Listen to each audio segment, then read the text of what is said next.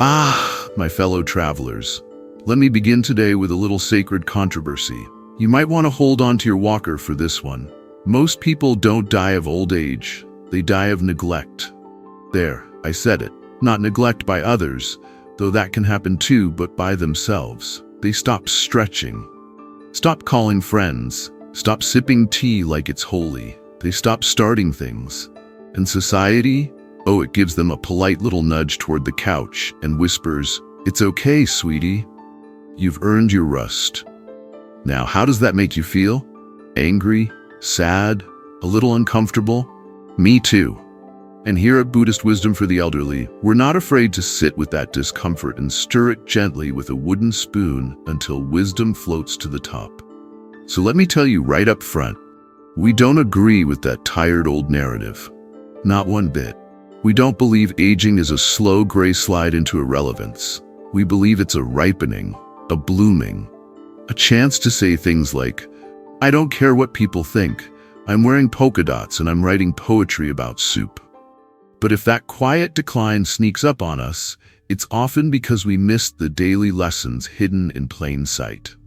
Lessons in how we move, how we eat, how we laugh, how we remember who we are.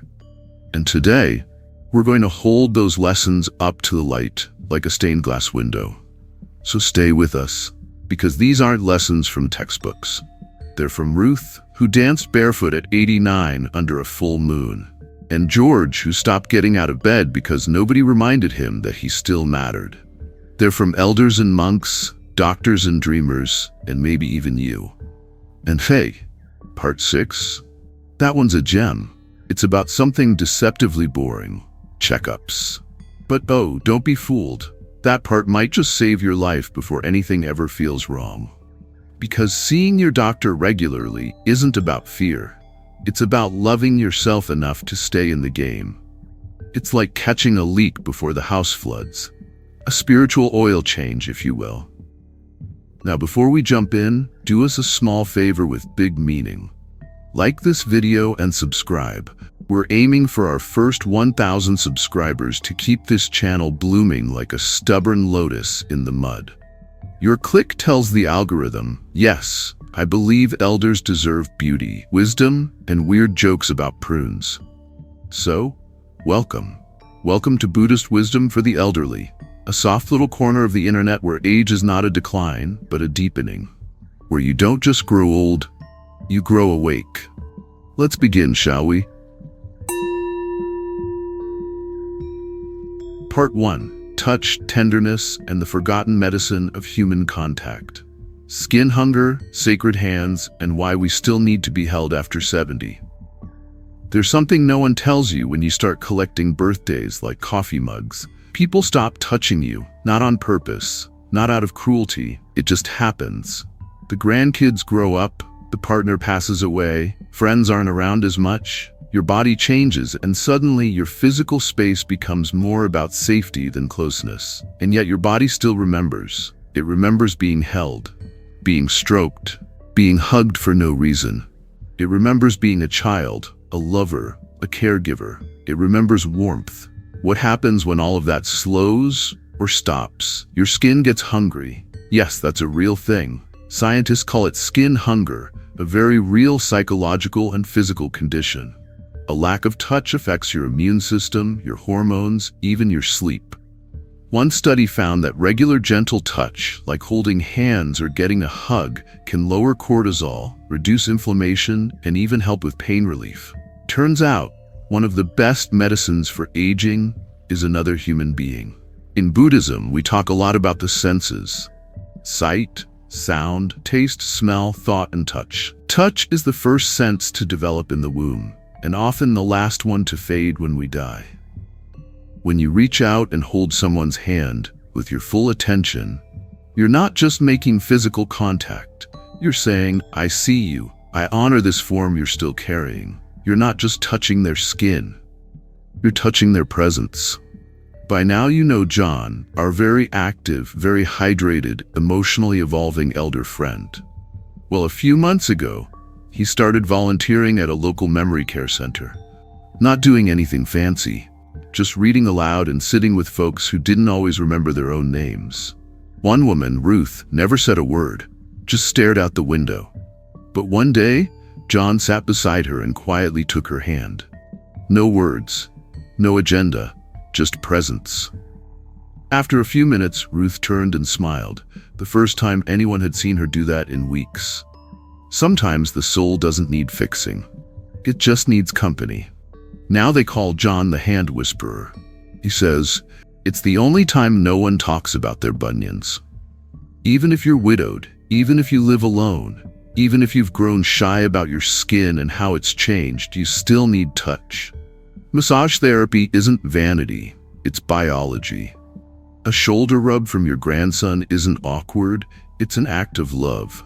Hugging your friend every time you say goodbye, that's soul maintenance. And if you don't have people around, give yourself loving touch.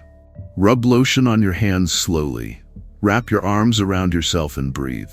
Place one hand on your heart and one on your belly and say, thank you, body, I still love you. Because you are still worthy of tenderness. The Buddha said, with our thoughts, we make the world, but sometimes with our hands, we heal it. There's something mystical about touch done with presence. No phones, no hurry, just hands meeting hands. Energy recognizing energy. Spirit saying, you're still in there, and I'm still here. And when you give that to someone else, it returns to you like a soft echo.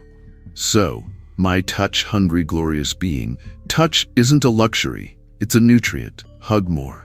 Hold hands more. Let yourself be held. Volunteer. Give massages. Ask for one. Be awkward. Be affectionate. Be here. Your skin may be thinner now, but your need for love has never been thicker. Because in the end, when the mind gets fuzzy and the voice gets quiet, the body still speaks the oldest language. Please, just hold me for a moment. And in that moment, connection happens. Healing happens.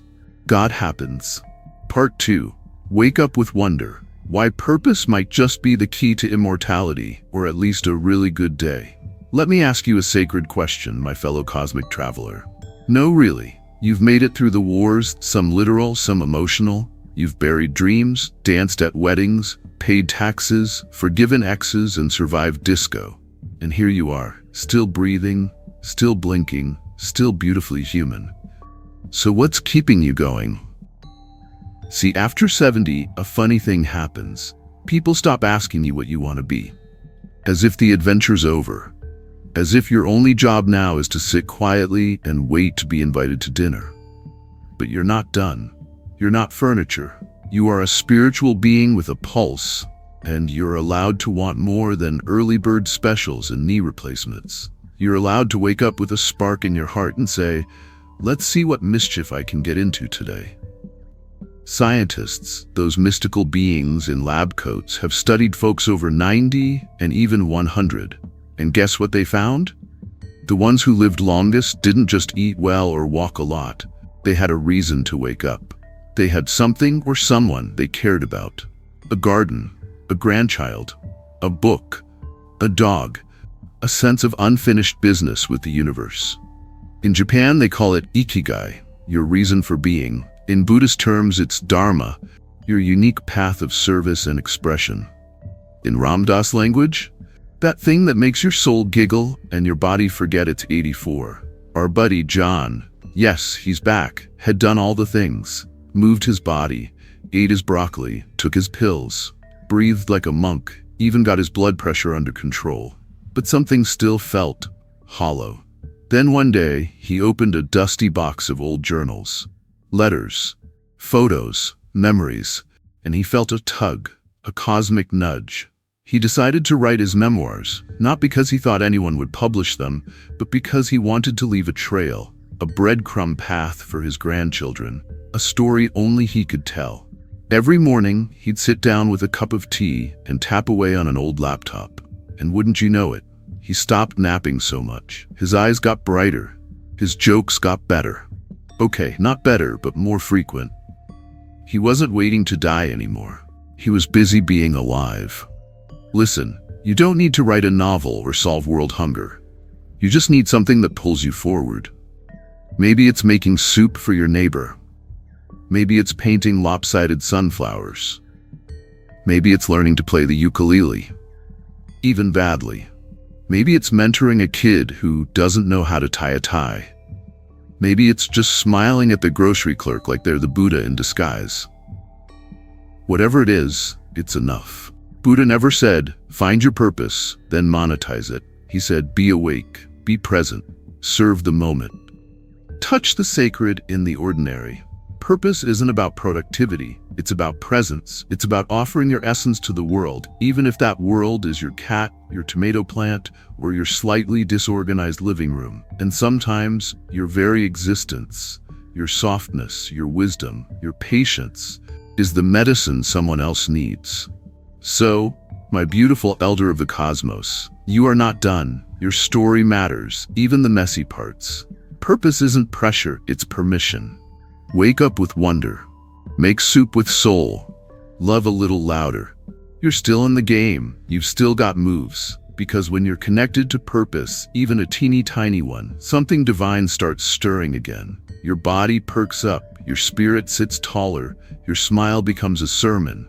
And that, my friend, is better than immortality. That is being truly alive. Part 3. Eat like you want to stick around. Nutrition and hydration. After 70.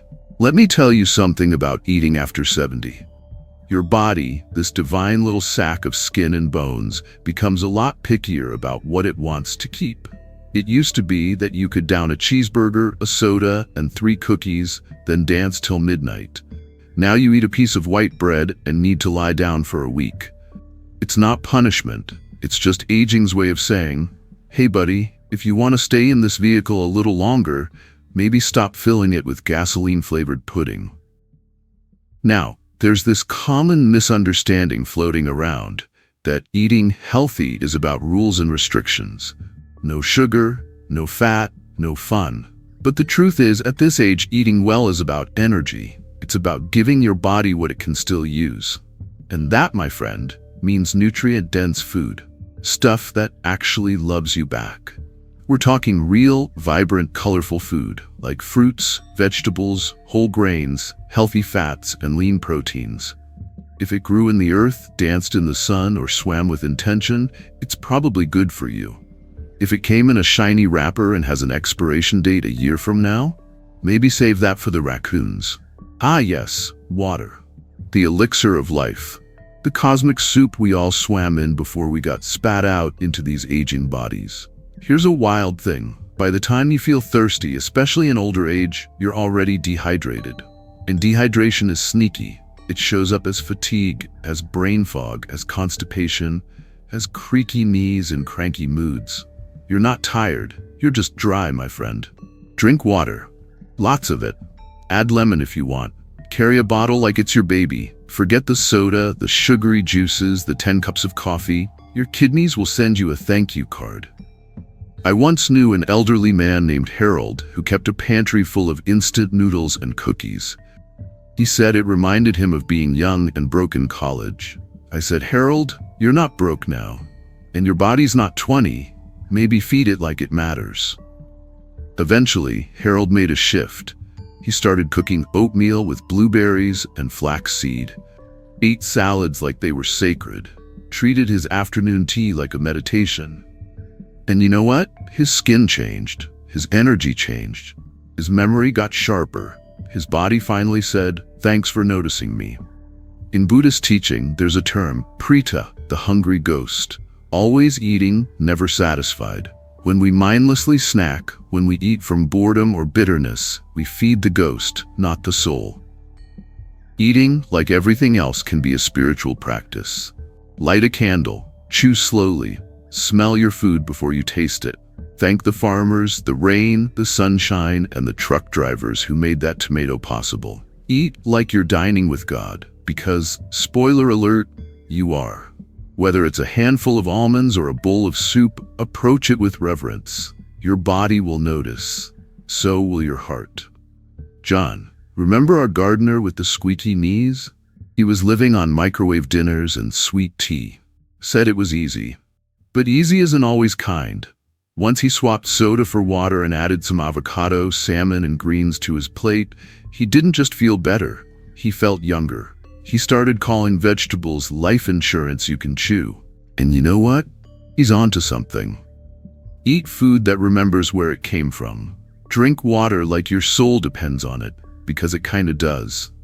Make mealtime a meditation, not a race to the finish line. Don't feed the hungry ghost, feed the being you are. Eat like you want to stick around, and not just stick around, but glow a little while you're at it. Part 4. Move it or lose it, baby. The sacred shuffle of staying alive.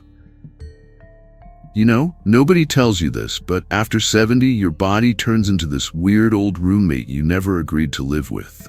It groans when it gets up, it complains when it sits too long, and sometimes it just farts in public without asking permission. But here's the secret.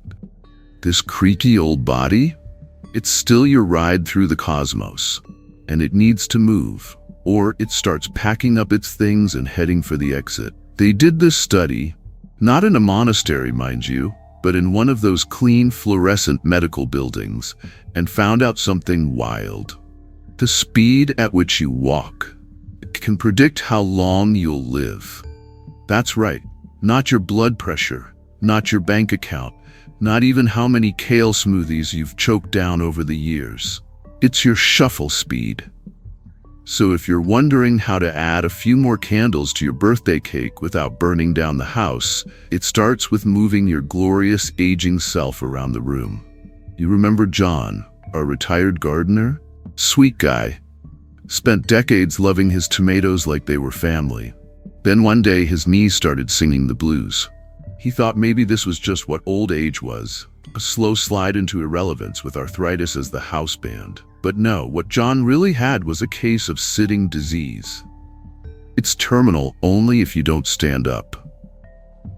He started walking, just a little bit, around the block, called it his longevity loop, which honestly sounds like a great name for a spiritual funk band. At first, it wasn't pretty. He waddled, he winced, he cursed a little, but then something incredible happened. His joints stopped screaming, his mind got clearer, and he started smiling more.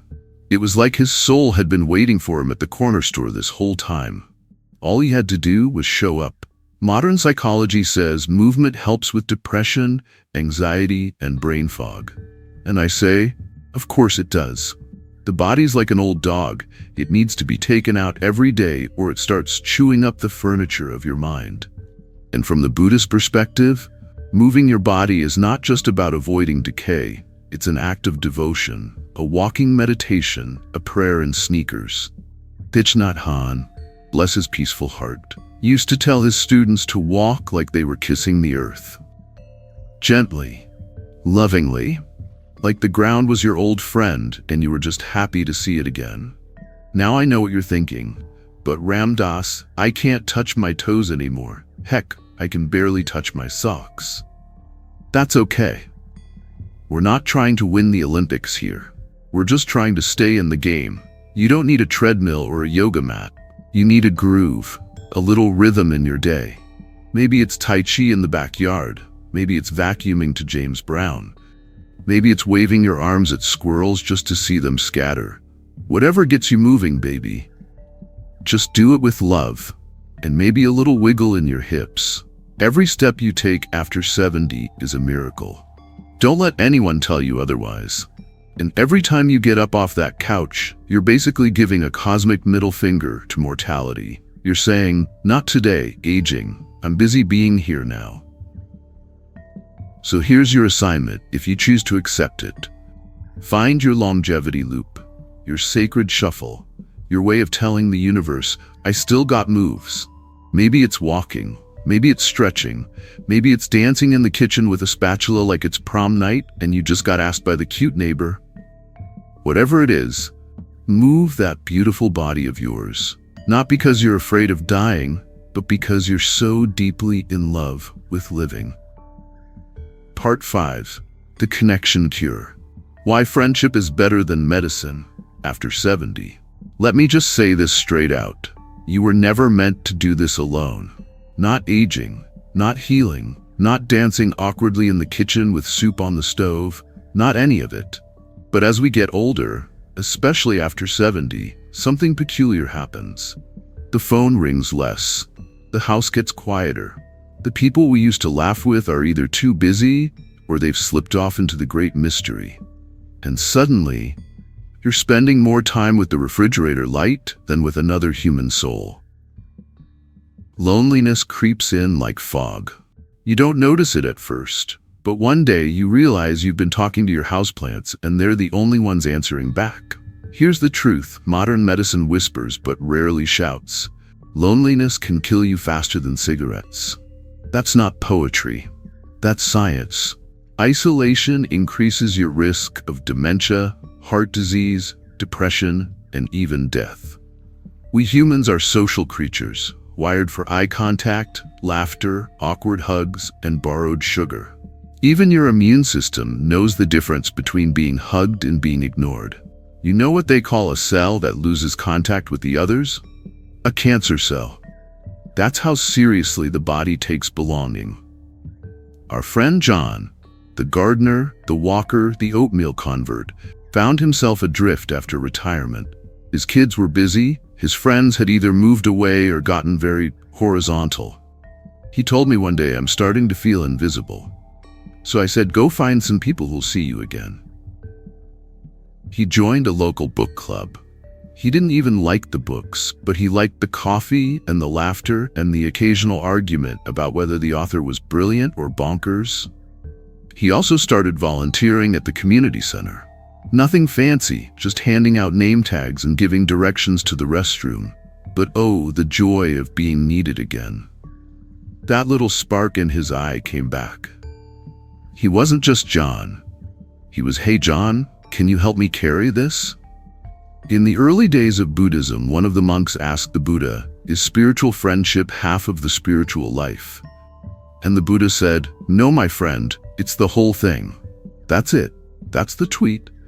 You could meditate in a cave for 30 years, but one heartfelt conversation with someone who sees you, that's medicine. That's grace. You don't need a crowd, just one or two people you can be weird and honest and deeply human with. Someone who doesn't flinch when you talk about your latest doctor visit, your fears about the future, or the joy of your favorite soup." Now I know, some of you live alone, or far from family, or your friends are more spiritual than physical these days. But listen, connection doesn't have to mean Sunday brunch and bingo night. Write a letter. Call someone you haven't talked to in years. Join an online community of people who share your love of birds or books or bad jokes. Comment on a video, share a recipe, post a photo of your wrinkled hand holding a flower, and write, "Still blooming." Connection is not about proximity, it's about presence. And sometimes even a stranger on the internet can feel like family. I get it. You've been burned. You've loved and lost. Friends have vanished. Maybe you've outlived too many coffee dates. But staying close to connection to avoid the pain of loss is like never planting another flower because one died in the frost. Let yourself bloom again. Let someone in, even if it's just a neighbor, a mail carrier, or that kid who helps you with your phone. Say hello. Ask their name. Offer tea. You might be surprised at what grows from that tiny seed of attention. In summary, my beautiful soul on 2 feet, loneliness isn't just sad, it's dangerous. You don't need a party. Just one real connection can change everything. Join something. Say yes to invites. Be willing to be awkward again. Let yourself be seen. You're still here and you matter. Be a friend, even if you're still learning how. Because in the end, we're all just walking each other home. And the walk is always better with a hand to hold. Part 6, Creativity, Play, and the Spiritual Power of Doing Things Just Because. Why seniors need to be silly, scribble, sing off key, and paint like a toddler again. Let's be honest for a second. Aging gets very serious. There are pills to track, appointments to remember, articles about what foods you're supposed to avoid this week. It used to be butter, now it's gluten, next week maybe it's joy, who knows? And somewhere between colonoscopies and discount vitamins, you forget how to play. But guess what? Your soul never did. Creativity, of any kind, isn't just fluff. It's brain food. It stimulates areas of the brain that keep you sharp, hopeful, and curious. Studies show that painting, singing, storytelling, crafting, and even casual doodling can improve memory, reduce depression, and increase life satisfaction in older adults.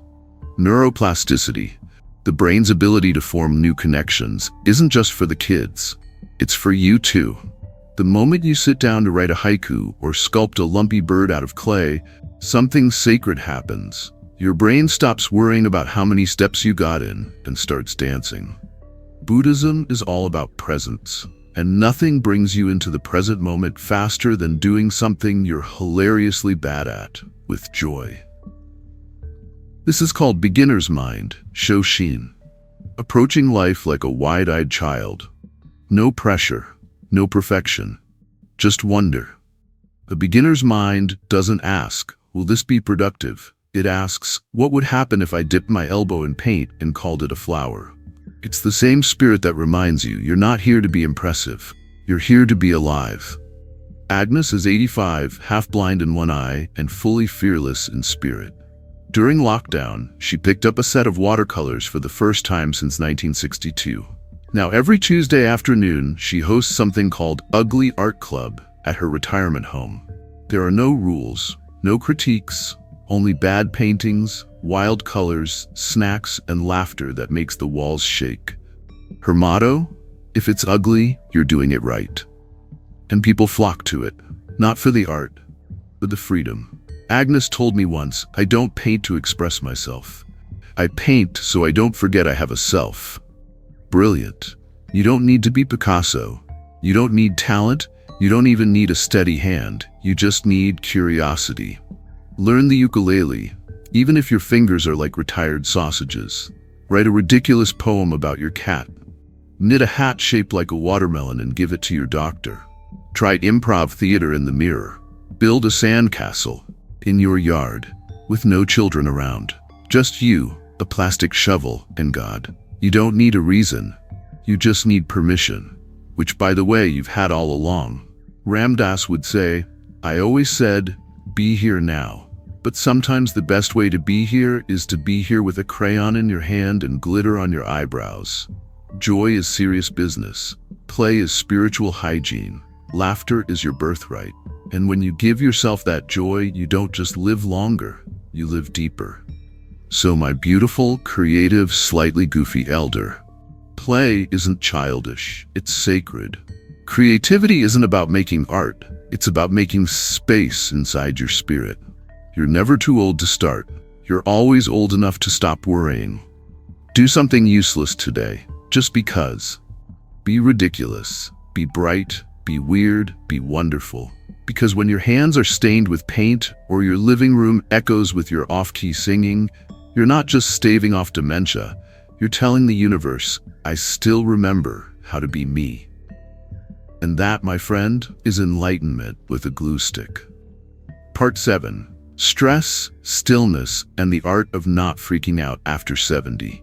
Let me tell you something about stress. It's like a roommate who never pays rent, eats your leftovers, and whispers worst-case scenarios into your ear at 3 a.m. It's that feeling in your belly when you've misplaced your keys or your entire sense of peace. Now, most folks think stress belongs to the young, the corporate climbers, the busy parents, the nervous newlyweds. But oh no, old age has its own stress playlist. Will my body hold up today? Will my money outlive me? What's that new bump on my shoulder? Who will take care of me when I forget how to take care of me? And let's not forget the classic remix. What happens when I die? Here's the cosmic punchline. Your body doesn't know the difference between being chased by a lion and worrying about your blood pressure. Either way, your heart races, your muscles tense up, and your immune system goes, I'll be in the corner, good luck with that. Over time, chronic stress becomes inflammation. Inflammation becomes disease. Disease becomes, well, let's not go there. But here's the good news. You can de-age yourself without a time machine or Botox by learning to pause. When things get chaotic, and they will, my sweet aging mystic, you have the breath. The breath is always there, like an old friend who never moved away. And here's the magic. When you breathe consciously, you give your nervous system a cosmic hug. You remind your body, we're not in danger, we're just over 70. Inhale peace, exhale nonsense. Even 1 minute, just one tiny minute of slow, loving breathing can calm the storm. Try this. Inhale for 4 counts, hold for 4. Exhale for 4, hold for 4. That's called box breathing. Navy SEALs use it. So can you. Now our old pal John, by now a walking, water-drinking, salad-eating miracle, was still losing sleep. He was worried about his grandkids, about climate change, about the fact that his cat seemed to prefer the neighbor. So I taught him to sit, just sit and breathe. At first he said, I don't think I'm doing it right. I said, that's how you know you are. Because the mind will always kick and scream when you introduce it to silence. It's like taking a hyperactive dog off a sugar high. But with practice, John began to enjoy his quiet time. He'd sit by the window, listen to birds, breathe like a monk on a mountaintop, and smile like someone who knows how this whole thing ends and isn't afraid of it anymore. You see, after 70, you're invited, not forced but invited, to let go. Not of life, but of control, of timelines, of being right, of trying to fix everyone and everything. Stress loves to nest in control, but peace moves in when you give up the leash. Buddhism teaches that suffering comes not from pain, but from resistance to pain. The more we fight what is, the more we suffer. So how do you stop resisting? Stillness, breath, a little giggle now and then. Start the day with 5 deep breaths before you touch your phone or your worries. Light a candle and sit with your tea like it's an honored guest. Take a walk and let the wind do your thinking for you. Journal, stretch, pray. Stare at the sky like it owes you nothing but its blueness. Whatever brings you back to this moment, do that. Because right here, this breath, this body, this very sentence is home. To wrap this one up in a soft blanket. Stress is sneaky. It wears your body down without you noticing. Your breath is a sacred tool. Use it like the medicine it is. Meditation doesn't have to be perfect. It just has to be practiced. Peace isn't found, it's allowed. And when you let yourself just be, you realize the joke. You were never meant to have it all figured out. You were just meant to show up fully. Part 8, Don't Wait to Break. Why proactive health is the real fountain of youth. Doctors. Some of us avoid them like a bad high school reunion. Others treat them like confession booths. Forgive me, doc, for I have sinned. I ate an entire bag of chips and ignored that mole for 7 months. But here's the truth, your inner child, and possibly your inner rebel, doesn't want to hear. Proactive healthcare is a spiritual practice. Yup, I said it. After 70, your body turns into a vintage car. Still beautiful, still powerful. But now it needs regular oil checks, a little extra antifreeze, and a mechanic who knows how to listen to strange new sounds like my knee clicks when I pray. If you wait until something breaks, you're not being brave, you're being stubborn. And while I love a little good-natured defiance, this is not the place to be a cowboy. Preventive care is like checking the map before the engine dies. You're not being paranoid, you're being present. At this point, John's become our senior spirit guide. He's moving, eating real food, breathing like Buddha. But guess what? He was skipping his checkups, said he felt fine, didn't want to waste anyone's time. Then one day, his daughter dragged him, yes, dragged, to a routine appointment. And lo and behold, his blood pressure was high, sneaky high. The kind of high that doesn't hurt until it really does. Luckily, they caught it early. John made a few tweaks, less salt, more leafy greens, a prescription or two, and avoided what could have been a not-so-glorious exit. He told me afterward, turns out ignoring something doesn't make it disappear. Who knew? In Buddhism, we talk a lot about clear seeing, not just of the mind, but of reality. And what's more real than your body? Going to the doctor is like bowing to the truth. You're not indulging in fear, you're acknowledging form. You're honoring the impermanence of this sweet, sagging temple you live in. You're saying, I am here, I matter, and I'd like to stick around a little longer, thank you. Let's demystify it. Here's what you ought to be keeping tabs on after 70. Blood pressure, the silent saboteur. Cholesterol, not just a number, but a story your arteries are telling. Bone density, you still want to dance, right? Vision and hearing, because squinting and shouting don't have to be your new hobbies. Cancer screenings. Yes, they're awkward. Yes, they can save your life. Memory checks. Forgetting your keys is fine. Forgetting what keys are? Let's chat. And while you're at it, see a dentist. I'm serious. Gum disease is linked to heart disease. Plus, you deserve to keep eating apples without fear. You don't need a heart attack to start caring. You don't need to fall in the shower to realize balance matters. Enlightenment can come in soft ways. A gentle reminder, a nudge from your gut, a nurse who calls you hon. Let it be easy. Let it be routine. Make it part of your rhythm. Your body isn't betraying you, it's talking to you. And just like any old friend, it needs check-ins. Touch base, run a few diagnostics, maybe give it a tune-up. That's not weakness, that's wisdom. You are the steward of this incredible, weird, aging vehicle, and every doctor's visit is like a sacred oil change for your soul's ride. Let's bring it home. Stop waiting for something to go wrong before you act. See your doctor like you see your dentist. Occasionally annoying, totally necessary. Catch things early. It's cheaper, easier, and less dramatic. Treat your body like it's still worth the effort, because it is. Remember, being proactive isn't fear-based, it's love-based, because you're still here. And still here means you've still got something beautiful to experience. Well, if you're still here, still breathing, still smiling, even a little, you've already done the most important thing. You showed up. And that, my friend, is half the path to awakening. The rest? Let's just say we walked it together today, barefoot and laughing. Let's take a little breath and remember where we've been.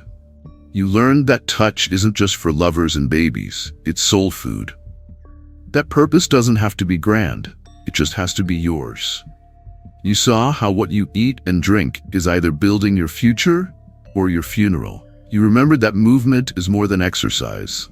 It's a love letter to your aliveness. You were reminded that connection is not optional. It's oxygen. You gave yourself permission to play badly and create joyfully. You found stillness in the chaos and learned how to breathe through the nonsense. And you now know that seeing your doctor isn't fear, it's faith in your own future. That's not just a checklist, that's a sacred strategy. And if something in this video sparked something inside you, a memory, a giggle, a tear, a plan, then do the cosmic thing. Click like, subscribe, leave us a comment, tell us which part made your soul sit up and go, yes, that. Every click, every kind word, every shared story helps us grow this gentle little garden called Buddhist wisdom for the elderly. We're not just trying to hit 1,000 subscribers. We're trying to build a sangha, a community of people who want to age with grace, humor, and presence. So if that's you, welcome home. And remember, sweet being, you don't have to add more years to your life, you just have to add more life to your years. Now go make soup, call a friend, wiggle a little. We'll see you in the next one. Be here now and be well.